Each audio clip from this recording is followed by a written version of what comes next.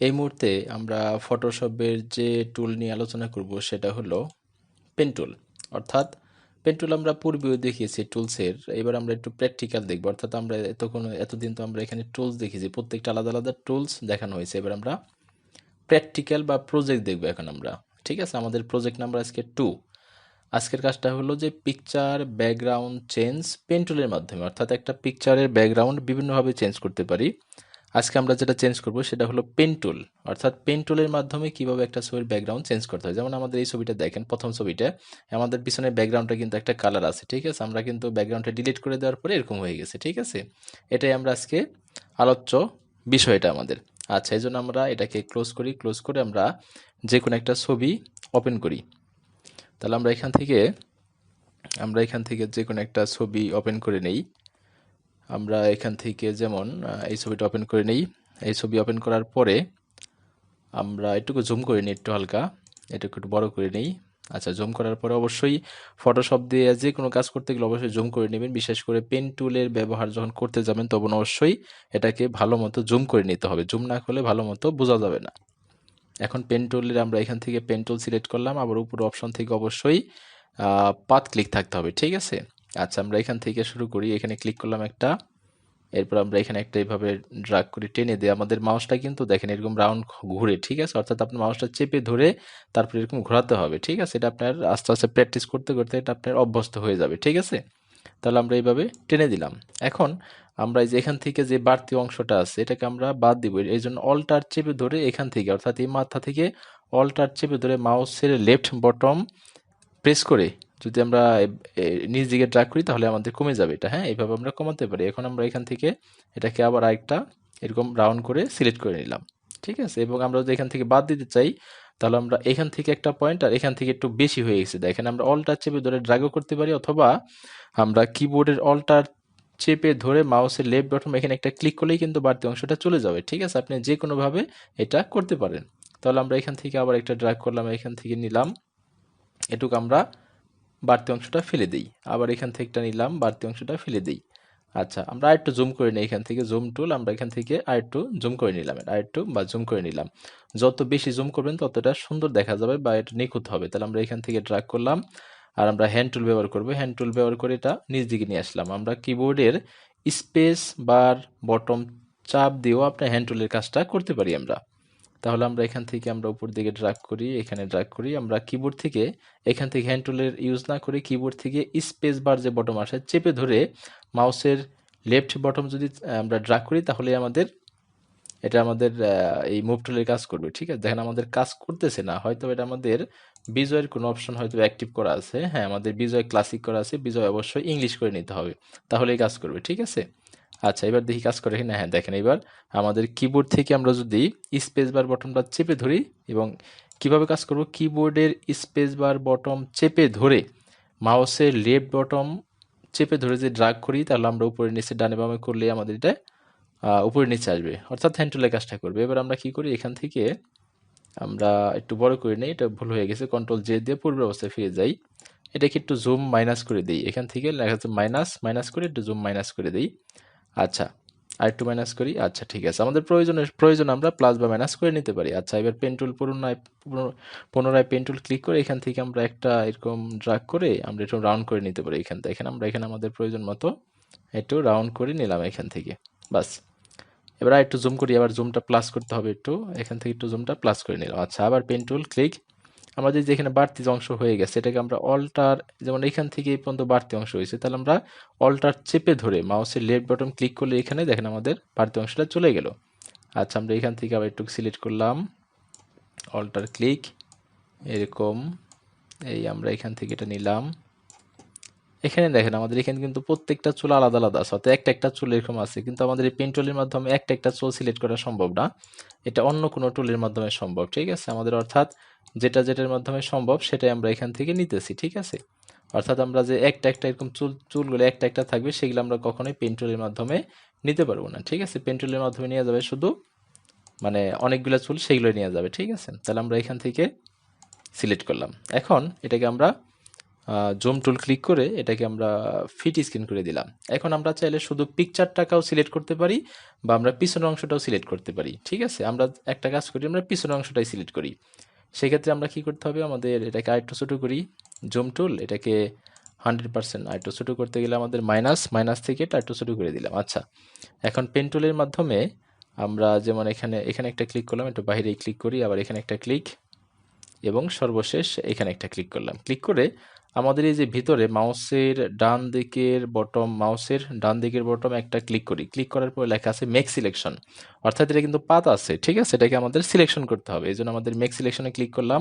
এখানে লেখা আছে ফেদার রেডিয়াস, আমরা সবসময় 0 দিব। এরপর আমরা এটাকে আমরা ওকে দিয়ে দিই। দেখেন আমাদের সিলেকশন হয়ে গেছে। এখন এই অংশটা আমরা ডিলিট করে দেবো। তাহলে আমরা কিবোর্ড থেকে ডিলিট বটনটা একটা প্রেস করলাম, প্রেস করে একটা ওকে দিয়ে দিলাম। দেখেন আমাদের পিছনের অংশ কিছুক্ষণের ভিতরে দেখেন ডিলিট হয়ে যাবে। আচ্ছা, ডিলিট হলো না কেন? আচ্ছা, এটাকে স্টেপ ব্যাকওয়ার্ড দিয়ে দিই। আচ্ছা, লক আছে, এটা দেখেন। লকটা আনলক করব কিভাবে? এখানে ডাবল ক্লিক করি এবং একটা ওকে দিয়ে দেবো, আনলক হয়ে গেল। এখন আমরা কিবোর্ড থেকে যদি ডিলিট বাটন প্রেস করি, দেখেন আমাদের পিছনের অংশ কিন্তু ইজিলি মুছে গেছে। ঠিক আছে, আমরা এখন যদি ডিসিলেক্ট করে দিলে চলে যাবে। ঠিক আছে, এখন আমরা যদি সিলেক্ট অল এটাকে সিলেক্ট করলাম, এরপর সিলেক্ট করে কপি করি, এটাকে কপি করে নতুন একটা পেজে এটাকে পেস্ট করে দিই। তাহলে আমরা এখান থেকে যে কোনো একটা পেজ নেই, যেমন আমরা এখান থেকে এই পেজটা নিলাম, যেমন এই পেজে এই ছবিটা পেস্ট করে দেবো। তাহলে আমরা এখানে পেস্ট করে দিলাম। ঠিক আছে, দেখেন আমাদের ছবির ব্যাকগ্রাউন্ডটা কিন্তু চেঞ্জ হয়ে গেছে। দেখেন আমরা যদি এটাকে ছোটো করে নিই, আরও এখান থেকে আমরা প্রয়োজনে ছোটো বা বড় করে নিতে পারি। দেখেন আমাদের কিন্তু ইজিলি পিছনের ব্যাকগ্রাউন্ডটা চেঞ্জ হয়ে গেল। ঠিক আছে, এইভাবে আমরা যে কোনো ছবির ব্যাকগ্রাউন্ড আমরা কি করতে পারি, চেঞ্জ করতে পারি। আচ্ছা, এবার আমরা আরেকটা ছবি দেখি। আমরা আগেই বলেছি যে আমাদের এখন যে প্রজেক্টের কাজগুলো করব, আমরা অনেকগুলো প্র্যাকটিস করব। ঠিক আছে, অর্থাৎ একটা প্র্যাকটিসে আর আমরা এখন করব না। ঠিক আছে, অনেকগুলো প্র্যাকটিস করে তারপর আমরা এটা করব। যেমন আমরা এখন এই ফুল একটা ছবি যদি নিই এখান থেকে, যেমন আমরা এই ছবিটা নিলাম। ঠিক আছে, আমরা আগেই বলেছি ছবি যেটাই নিই না কেন সেটাকে অবশ্যই জুম করে বড় করে নিতে হবে। আচ্ছা, আমরা এখান থেকে প্লাস দিয়ে এটাকে বড় করে নেই, এই বড় করে না, যতটুকু সম্ভব বড় করে নিলাম। আচ্ছা, এখন পেন টুল অবশ্যই পাতের এখানে ক্লিক থাকতে হবে। এখন আমরা নিচ থেকে শুরু করলাম, আর একটু বড় করে নিই এটাকে। আচ্ছা, আর একটু বড় করে নিলাম। এখন এটাকে পেন টুলে ক্লিক করে এটাকে আমরা সিলেক্ট করি, এই সিলেক্ট করলাম, একটু অল্টার দিয়ে বাদ দিয়ে দিলাম। এখানে একটা সিলেক্ট, এখানে এইভাবে অন করে দিলাম। অর্থাৎ আপনি এটা ততক্ষণ ভালো মতো এটাকে মাউস ঘোরাতে পারবেন না যতক্ষণ আপনি ভালো মতো প্র্যাকটিস না করবেন। অর্থাৎ আপনি যত বেশি প্র্যাকটিস করবেন, অর্থাৎ মাউসটা যত ভালো ধরতে পারবেন আর প্র্যাকটিস করবেন, তত এগুলো নিখুঁতভাবে করতে পারবেন। ঠিক আছে, আর যত ভালো প্র্যাকটিস আপনি করবেন না, তত নিখুঁতভাবে এটা করতে পারবেন না। দেখবেন একটু ভুল হয়, অথবা ব্যাকগ্রাউন্ডটা রয়ে গেছে, অথবা আপনার ড্রেসটা কেটে গেছে বা হাত কেটে গেছে। ঠিক আছে, এরকম হয়ে যাবে। তো সবসময় চেষ্টা করবেন আপনার বাইরে যেন না পড়ে ক্লিকটা। ঠিক আছে, বা হাতের ভিতরেও বেশি, আপনার শরীরের ভিতরেও যেন ক্লিকটা না পড়ে, সেদিকে আপনার খেয়াল রাখতে হবে। ঠিক আছে, তো আমরা এটা কি করলাম, এরকম একটু সময় নিয়ে করতে হবে। সময় নিয়ে করলে এটা নিখুঁত হয় একটু। ঠিক আছে, আমরা এখানে এটা করে দিলাম এরকম। আরেকটু জুম করে নিই, এখান থেকে আমরা এটাকে আরেকটু জুম করে নিলাম। আচ্ছা, এটুকু আরেকটু কম করে নিই, বেশি জুম হয়ে গেছে। আচ্ছা, পেন টুল এই নিলাম, এখান থেকে হাতটা সিলেক্ট করি আমরা, এই হাত সিলেক্ট করলাম, এই সিলেক্ট করলাম হাত। একটু সময় লাগবে, ফুল ছবি করতে গেলে একটু সময় লাগবে, একটু সময় নিতেই হবে। শর্টকাটে হবে না, শর্টকাটে অন্য কোনো টুলের মাধ্যমে হয়। যেমন এখানে ভুল হয়ে গেছে, এই জন্য এডিট থেকে স্টেপ ব্যাকওয়ার্ড দিতে হবে। তাহলে আমাদের যেটা ভুল হয়েছে সেটা আমাদের ব্যাক চলে যাবে। ঠিক আছে, এইভাবে আমরা আঙুলগুলো আমাদের পর্যায়ক্রমে করতে পারি। দেখেন আমরা এখান থেকে একটু সময় লাগবে। তবে আমাদের সবচেয়ে আপনার যতগুলো ব্যাকগ্রাউন্ড ইরেজার আছে, তো সবচেয়ে নিখুঁতভাবে করতে গেলে আপনাকে অবশ্যই পেন টুল ব্যবহার করতে হবে। অর্থাৎ অন্য টুলের মাধ্যমে যত সহজেই করেন না কেন, আমাদের পেন টুলের মাধ্যমে খুব ইজিলি আমরা যে কোনো সিলেকশন বা যে কোনো আমাদের পিছনের ব্যাকগ্রাউন্ড আমরা রিমুভ করতে পারি। ঠিক আছে, পেন টুলের মাধ্যমে। অর্থাৎ যত ধরনের সিলেকশনের কাজ আছে আমরা পেন টুলের মাধ্যমে করলে সময় লাগে, কিন্তু সেটা খুবই নিখুঁত হয়। ঠিক আছে, সময় লাগলেও সেটা খুব নিখুঁতভাবে হয়ে যায়। ঠিক আছে, আমরা একটু সময় নিলাম, সমস্যা নেই, এটাকে বাদ দিলাম। এখান থেকে আমরা নিয়ে নিলাম এই পর্যন্ত, এই নিলাম। হ্যান্ড টুলের মাধ্যমে, হ্যান্ড টুল কীভাবে কাজ করি, কিবোর্ডে স্পেস বার চেপে ধরে তারপরে মাউস ড্র্যাগ করলে হ্যান্ড টুলের কাজ করে, বা আমরা হ্যান্ড টুলের ম্যানুয়ালি যেখান থেকে হ্যান্ড টুলে এই টুলও নিতে পারেন, যেখান থেকে নিই না কেন, কারণ এখানে ক্লিক করতে হয়, আবার হ্যান্ড টুল চেপে হ্যান্ড টুলের কাজ করার পর আবার পেন টুলের কাজ করতে হয়, যেন আমরা কি করি এই কিবোর্ডের স্পেস বার বটমই হ্যান্ড টুল হিসাবে ইউজ করি এটাকে। ঠিক আছে, এটা আমাদের সবচেয়ে সহজ হয়। আর কিবোর্ডের স্পেস বার বটম যখন হ্যান্ড টুল হিসেবে কাজ করবেন তখন অবশ্যই দেখতে হবে যে আপনার বিজয়ের যে সফটওয়্যারটা সেটা আবার বিজয় ক্লাসিক হয়ে আছে কিনা। যদি বিজয় ক্লাসিক হয়ে থাকে তাহলে কিন্তু সেটা কিন্তু আমাদের কাজ করবে না। ঠিক আছে, অর্থাৎ স্পেস বার হলো আপনার স্পেস বারের কাজ করতে গেলে অবশ্যই আপনার ইংলিশ মোডে থাকতে হবে, ইংরেজি মোডে থাকতে হবে। ইংলিশ মোডে থাকলেই কেবল সেটা কাজ করবে। ঠিক আছে, আমরা এটাকে একটু সময় নিয়ে করতে হবে।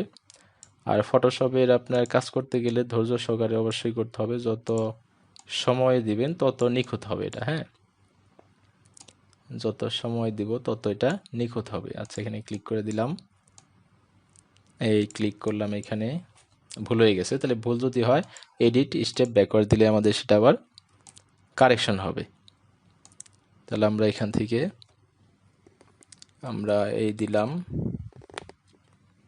দেওয়ার পরে এখান থেকে এইভাবে দিলাম এই। আচ্ছা, আমরা চুলগুলো এত ওইভাবে আমাদের অ্যাকুরেট হবে না, কারণ প্রত্যেকটা চুল আলাদাভাবে আমরা এখান থেকে নিতে পারবো না। ঠিক আছে, নেওয়া যায় না আসলে, যতটুকু সম্ভব ততটুকু আমরা এখান থেকে নিয়ে নিতে পারি। আচ্ছা, তাহলে আমরা এটাকে একটু জুমটা মাইনাস করে দিই, একটু এখান থেকে জুমটা একটু মাইনাস করে দিই, বাস। পেন্টুলের মাধ্যমে আমরা এখান থেকে নিয়ে নিলাম, বাস হয়ে গেছে। আমরা যেখান থেকে শুরু করছিলাম সেখানে একটা ক্লিক করে দিলাম।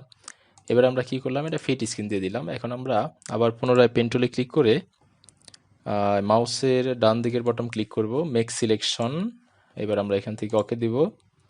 ওকে দেওয়ার পর যেমন পূর্বে কিন্তু আমরা কিছুক্ষণ আগে যে আমরা পেন্টুলের কাজটা দেখিয়েছিলাম সেটা কিন্তু পিছনের ব্যাকগ্রাউন্ডটা সিলেক্ট করা হয়েছিল। ঠিক আছে, এখন কিন্তু আমাদের এই পিকচারটা সিলেক্ট হয়ে গেছে। এখন আমরা একটা কাজ করতে পারি, সেটা হলো এই পিকচারটাকে যেটা সিলেক্ট আছে এটাকে কপি করে অন্য জায়গায় নিয়ে বসাতে পারি।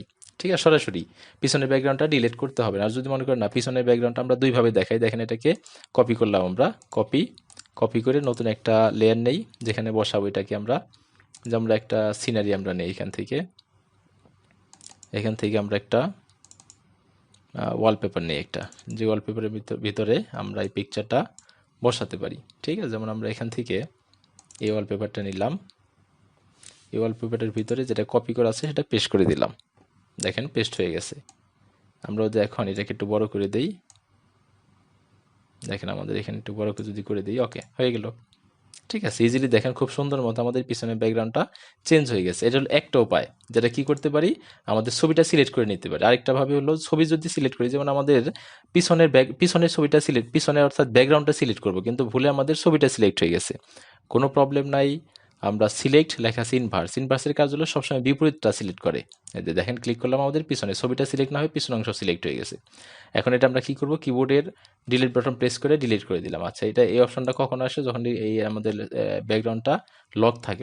আনলক করবো কিভাবে, এটার উপর ডাবল ক্লিক করলে ওকে দেখেন আনলক হয়ে গেল। এবার কিবোর্ড থেকে ডিলিট বাটন চাপ দিলে কি হলো, আমাদের ডিলিট বাটন চাপ দেওয়ার সাথে সাথে পিছনের ব্যাকগ্রাউন্ডটা ডিলিট হয়ে গেল। ঠিক আছে, এখন আমরা এখানে নতুন একটা লেয়ার নিয়ে আসলাম, লেয়ারটা নিচ দিকে ড্র্যাগ করলাম। এখন এই লেয়ারের উপরে কি করব, আমরা অন্য একটা ছবি প্লেস করে বসাবো। ঠিক আছে, প্লেস আর ওপেন এর যে পার্থক্যটা কি সেটা আপনার আমাদের ভিডিও টিউটোরিয়ালে আরেকটা ভিডিও দেওয়া আছে, এটা অবশ্যই আপনি দেখে নেবেন।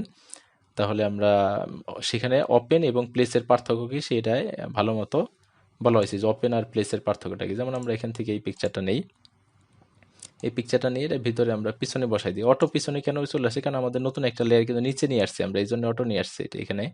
আমরা এটাকে ওকে দিয়ে দিলাম। দেখেন আমাদের এই ছবিটা যদি একটু ছোটো করি তাহলে ভালো বোঝা যাবে একটু, দেখেন অর্থাৎ পিছনে একটা ব্যাকগ্রাউন্ড ইজিলি আমাদের চেঞ্জ হয়ে গেছে। ঠিক আছে, এইভাবে আমরা ছবির ব্যাকগ্রাউন্ড ইজিলি খুব সুন্দর মতো চেঞ্জ করতে পারি। ঠিক আছে, তো আশা করি এটা ভালো মতো বুঝতে পারছেন। আর অবশ্যই বেশি বেশি প্র্যাকটিস করতে হবে, কারণ প্র্যাকটিস না করলে ফটোশপের কাজগুলো পারা যাবে না। ঠিক আছে, আর চ্যানেলে ভিডিওটা আসলে খুবই ইজি করে তৈরি করা। তারপরে আপনার যখন ইউটিউবে দেওয়া হবে তখনও কিন্তু ইউটিউবের নিচে ডেসক্রিপশনে এর বিস্তারিত দেওয়া হবে। তারপরে যদি কখনো কোথাও যদি কোনো প্রবলেম হয়, বুঝতে অসুবিধা হয়, অবশ্যই কমেন্ট করবেন, আর অবশ্যই চ্যানেলটি সাবস্ক্রাইব করবেন এবং লাইক ও বেশি বেশি শেয়ার করবেন। ঠিক আছে, ধন্যবাদ।